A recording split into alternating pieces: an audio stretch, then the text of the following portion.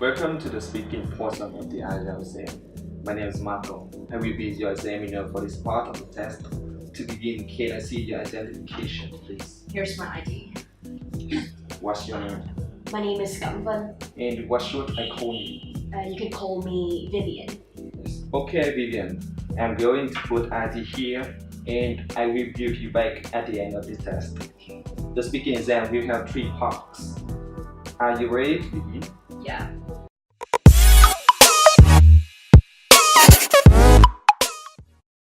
I'm going to ask you some questions on the general topic. Do you work or study? Currently, I'm a freshman at University of Economics and I'm majoring in marketing and finance. I also have a part-time job as an English tutor. That's good. What do you enjoy the most about your job? The most interesting part about being an English tutor is that I can get to know a lot of people. English is an indispensable and global language for everyone. So people who work in any field need this language, and I can, practice my English every day through teaching them because, the best way to learn is to teach. Let's move to the next question. Where is your hometown? I was born in Ho Chi Minh City, which is the mega city of Vietnam, and it is also the leading economic center of the country. It has a very good education and healthcare system. How has your hometown changed in the last 10 years? So Ho Chi Minh City has undergone a significant change since the last decade because in the past you hardly saw any a skyscraper, but now due to the rising demand of the new population and the foreign investors, so the government built a lot of skyscraper and also residential areas. And you can see that the transport system has significantly developed, and it is a very good sign that our economy has stepped into a new chapter. Is there anything you want to improve on the hometown? As you know, as a leading economic center, we have a lot of industrial zones. Therefore, it devastatingly damage to the environment. So I want to improve the environmental situations in my hometown, as well as reduce the traffic congestion during the peak hours. Yes. Now let's talk about cooking. How often do you cook? I have to admit that I am not a person who master in culinary skills, and I rarely cook because I'm really busy. Yes, I see. When was the last time you cooked? I guess it must be 2 or 3 years ago when I had a picnic with my family and we made a BBQ together. But since then, I haven't gotten into the kitchen anymore. Yes. What kind of food do you dislike? I have to say that this is quite an unhealthy habit, but I rarely eat vegetables because, even though it brings about some nutritional benefits for my health, but the taste is not really delicious. Yes. Do you prefer home-cooked meal or eating outdoors? Why? I have to say that I really enjoy home-cooked meals, especially the dishes made by my mom. It is not only taste good, it is not only scrumptious, but it is also very hygienic. That's so good. Let's talk about your daily routine. What's the first thing you do in the morning? As a normal student, after I wake up, I'm an early bird. I will definitely do some personal hygiene, and then I will have a home-cooked breakfast and go to school. Yes. How important is breakfast for you? I believe that breakfast is an indispensable meal of the day. It supplies you with energy for you to work all day, and according to some science research, this is really important to help you maintain a healthy lifestyle. How different is that from your childhood? What do you mean? That means, did you change your daily routine? I've changed a lot. So my daily routine changed a lot since I was a child, because when I grow up I have to like wake up really early to go to the university, and I have to stay up really late to do my homework, and when I was a child I didn't have to do those. Oh yes. Let's move to another topic. Now we talk about history.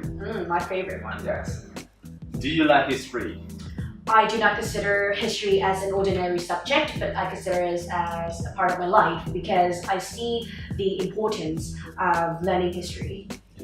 How did you learn about history when you was a child? I've learned about history since I was 10 years old, and I read a lot of documents in combination with watching some videos and reading some old articles about history. I think it is very interesting. That's so good. Do you think history is important? It is really important, and with the development of the internet, we can easily see the benefits that history brings about for us.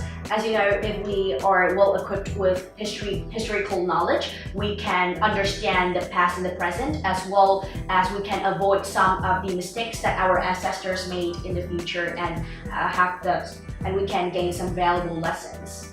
Yes. Now we will continue with part 2. For part 2, I'm going to give you a card. Please don't turn it over. Also, here's some note paper and pencil. You will have 1 minute to read the questions. And think about your answer. Prepare your notes, and then you will have 2 minutes to speak. I will tell you when to start and when to stop. And you ready to begin? Yes, I'm ready.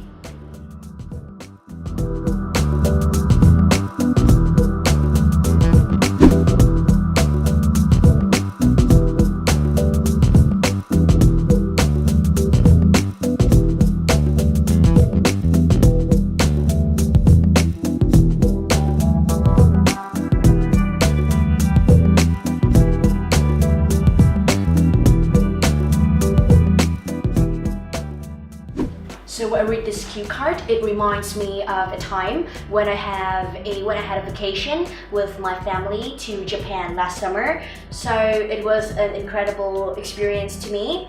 However, when I came to a restaurant which is located in the hub of Tokyo, it has like 3 Michelin stars, and it is world famous for its like scrumptious dishes. When I entered that restaurant, I was instantly impressed with the very beautiful architecture and also all of the decoration that they have. And when I ordered food, I told the waiter that I was allergic to garlic, so please do not put garlic in that ingredient into my dish. But I think that there was a miscommunication between the waiter and me. Therefore, when he served the dish, unfortunately it had garlic in it. So I was allergic to garlic, and I felt really hard to breathe. So at that time, I was really disappointed, and I called the managing director out in order to give a complaint. But when it was, I know that Japan, as we all know, that Japan is really reputable for their customer service.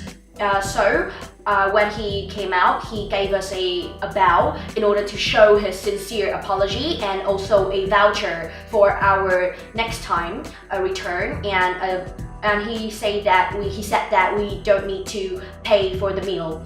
I was really impressed by the way he do the customer service. He showed his appreciation and respect toward the customers. And also, at that time, I showed a token of admiration for the way that the Japanese do their customer service. And I was really satisfied with the result of that complaint. And I will definitely return to Japan next time. Thank you. That's the end of part 2.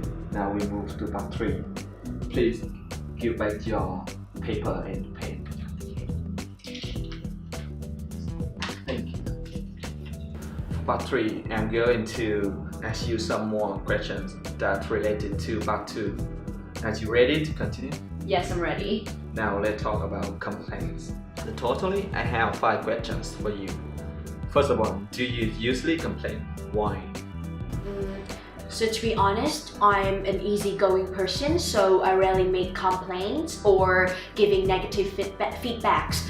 However, in some particular situations, like when I receive a bad service from a restaurant or from a hotel, I will definitely give complaints to the managing director to help them to improve their service and also to have some compensation. Let's move to the next question. How do you think companies would respond when they receive complaints? I believe that complaint is an essential part if a company wants to improve their service as well as their products. So when a company receives a complaint, they should deal with it, or they should have a positive attitude toward that complaint in order to analyze whether it is reasonable or not. But I think that there would be a appropriate compensation for the customers. Should companies give compensation to people who complain? Why? As I mentioned with you before, absolutely yes. They should give a compensation for the customer because in this era, customer is God, and especially in some particular sector like service sector, to win back the customer's loyal and trust, and as well as remain the company's reputation, we should give compensation to some of the reasonable situations. Well, the next question is, do you think some people have very high expectations these days? Why? In this era, our standard of living has dramatically increased. Therefore, it leads to the increasing in terms of demand and expectations toward the service and the products we receive. So I believe that our generation have very high expectations about everything. Yes. Let's move to the last questions. Who do you think complains more, men or women, younger or older generation?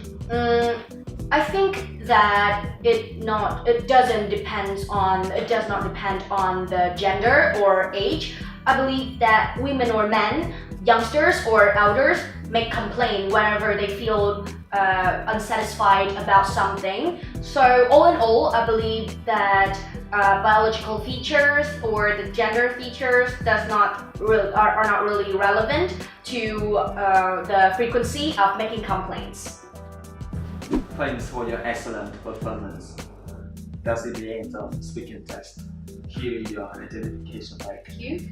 Have a wonderful rest of the day, Vivian. Have a good day. Bye. Bye.